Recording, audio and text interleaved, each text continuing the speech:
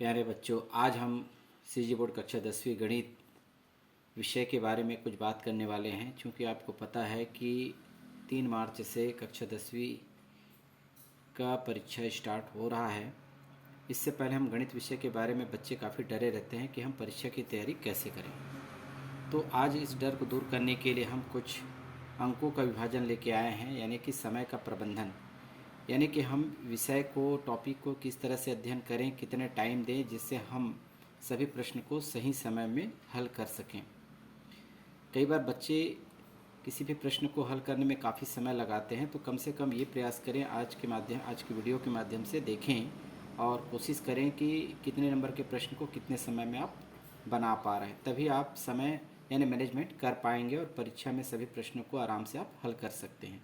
एक बार इस वीडियो को ज़रूर देखें ताकि आपको समझ में आ जाए। अब बात करते हैं, यहाँ पर हम कक्षा 10वीं की गणित विषय की बात कर रहे हैं, है ना। इसमें समय मिलता है 3 घंटे। यदि हम इसको मिनट में बदल दें तो 180 मिनट मिलते हैं। पूर्णांक होता है 75 नंबर का होता है ना। तो समय का प्रबंधन करने के लिए हमने कुछ विभाजन किए हैं। 4 कॉलम हमने बनाए हैं। पहला लिखा है अंक विभाजन, कुल प्रश्न, एक प्रश्न को हल करने का समय और कुल समय। आप सभी बच्चों को पता है कि हमारे पास जो गणित विषय है उसमें 1 नंबर के प्रश्न, 2, 3 नंबर, 4 नंबर, 5 नंबर और 6 नंबर के प्रश्न पूछे जाते हैं। 1 नंबर के जो प्रश्न होते हैं, है ना, उसमें 3 तरह से प्रश्न पूछे जाते हैं। 5 नंबर के ऑब्जेक्टिव होते हैं, 5 नंबर के होते हैं आपके रिक्त स्थान की पूर्ति करें, और 5 नंबर होता है सही या गलत। यदि सही या गलत वाला प्रश्न नहीं आता है तो उसके स्थान पर उचित संबंध जोड़ो भी आ सकता है। ये तो हो गए 1 नंबर की बात। 2 नंबर में प्रश्न को सॉल्व करना होता है। 3 नंबर में भी 4, 5 और 6 नंबर ऐसे बड़े प्रश्न होते हैं जिसमें स्टार यानी कि अथवा प्रश्न आपको मिलेगा। तो चलिए बात करते हैं। पहले 1 नंबर के कुल कितने प्रश्न आते हैं? 15। 2 नंबर के प्रश्न पूछे जाते हैं 5, और 3 नंबर के जो प्रश्न जो पूछे जाएंगे वो होगा आपके पास 4 प्रश्न, और 4 नंबर के प्रश्न आएंगे 4, और 5 नंबर के 2 प्रश्न, और 6 नंबर के 2 प्रश्न। इस तरह से टोटल यदि हम देखेंगे प्रश्नों की संख्या 18 होती है ना। यानी इस 15 ऑब्जेक्टिव जो प्रश्न हैं और फिलअप्स वगैरह है उसको एक प्रश्न मान लिया जाए तो कुल प्रश्न होते हैं 18 प्रश्न होते हैं। तो यहाँ पर आप देखेंगे 1 नंबर वाले जो प्रश्न हैं, है ना, वो एक प्रश्न को हल करने में कितना समय देना चाहिए हमें अधिकतम। कुछ बच्चे ऐसे हैं कि उस प्रश्न को देखते ही सॉल्व कर सकते हैं, 1 मिनट भी नहीं लगेगा उसको। कई बच्चे ऐसे हैं कि उसको 2 मिनट भी लग सकता है। लेकिन जो कमज़ोर बच्चे हैं कम से कम 3 मिनट अधिकतम टाइम लेकर बना सकते हैं। लेकिन ऐसा नहीं, वेट नहीं करना है। जैसे ख़त्म हो गया आपका क्वेश्चन सॉल्व हो गया तो आप आगे प्रश्न को हल कर सकते हैं, है ना। एक अनुमानित समय है, औसत समय है।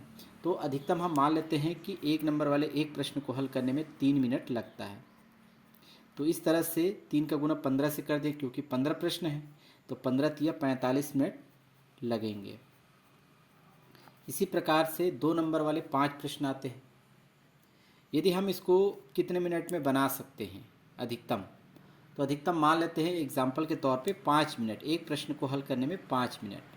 तो हमारे पास 5 प्रश्न हैं तो 5 पंचे 25 मिनट।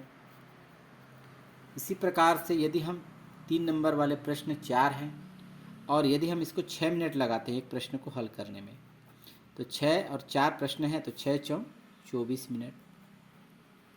इसी प्रकार से 4 प्रश्न होते हैं 4 नंबर वाले, और इस प्रश्न को हम अधिकतम टाइम ले लेते हैं, मान लेते हैं 8 मिनट, एक प्रश्न को हल करने में 8 मिनट।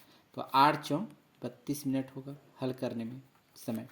इसी प्रकार से 5 नंबर वाले केवल 2 प्रश्न आते हैं, अनुमानित ले लेते हैं टाइम 9 मिनट में।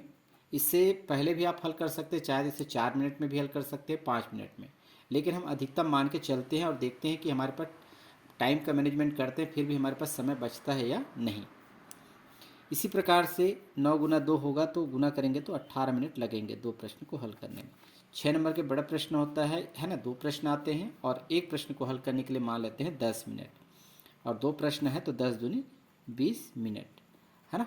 अब हम जोड़ करके देखते हैं कि कितना मिनट लगा कुल समय, यानी कि इन प्रश्नों को हल करने में कितना समय लगा।